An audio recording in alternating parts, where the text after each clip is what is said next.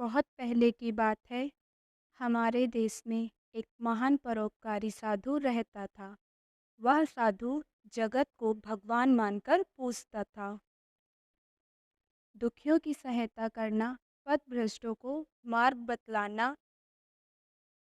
अपकारियों का भी उपकार करना उसका दैनिक कार्य था। वह पुण्य के लोभ से नहीं, बल्कि स्वभाव से अच्छे कार्य करता था। जिस प्रकार सूर्य स्वाभाविक गति से प्रकाश फैलाता है, उसी प्रकार वह भी मानवता का प्रकाश फैला रहा था। स्वर्ग में रहने वाले देवता भी उसे दूर से ही देखकर आश्चर्यचकित थे कि इस शरीरधारी ने मृत्युलोक में ही देवत्व कैसे प्राप्त कर लिया।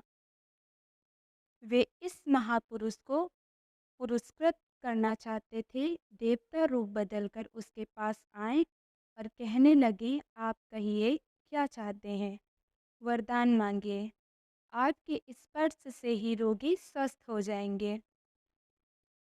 साधु अपनी सेवा का पुरस्कार प्राप्त नहीं करना चाहता था। स्वयं में तृप्त होकर केवल अपना कर्तव्य पालन कर रहा था। उसने कहा, देवताओं, मैं देवी शक्ति नहीं चाहता हूँ, उसका अधिकारी तो केवल परमात्मा है। मैं अनधिकार चेष्टा नहीं करता हूँ। देवता निराश हो गए।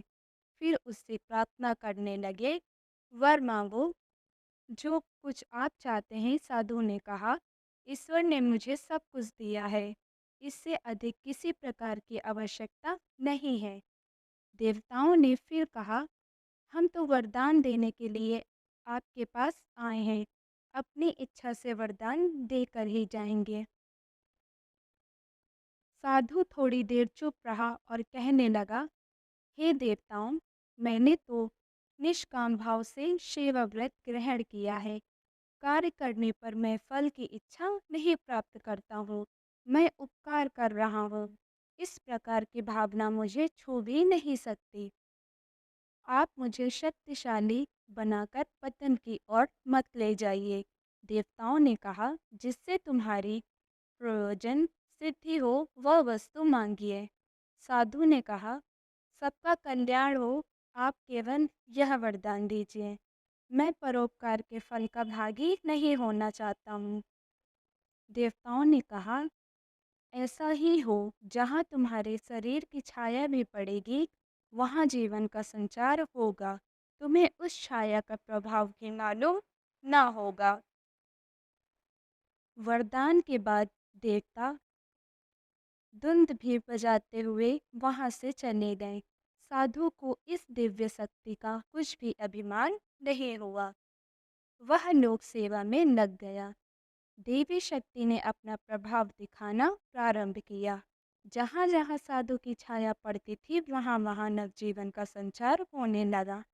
सूखे पेड़ों के पत्ते हरे हो गए, सूखे तालाब जल से भर गए, पीड़ित प्राणी प्रसन्न हो गए।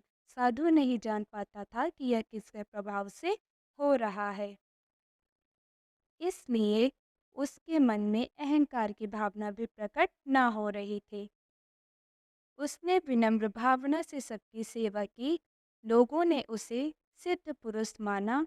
अलौकिक शक्ति वाला यह साधु निर्भिमानी है, यह सोचकर सभी चकित रह गए और सभी उसके भक्त हो गए। साधु फिर भी स्वयं को सेवक ही मान रहा था। वास्तव में लोक सेवक वे ही हैं जो निष्काम भाव से दूसरों की सेवा करते हैं। सत्पुरुषों के शरीर से नहीं, बल्कि उनके प्रभाव से दूसरों का हित होता है।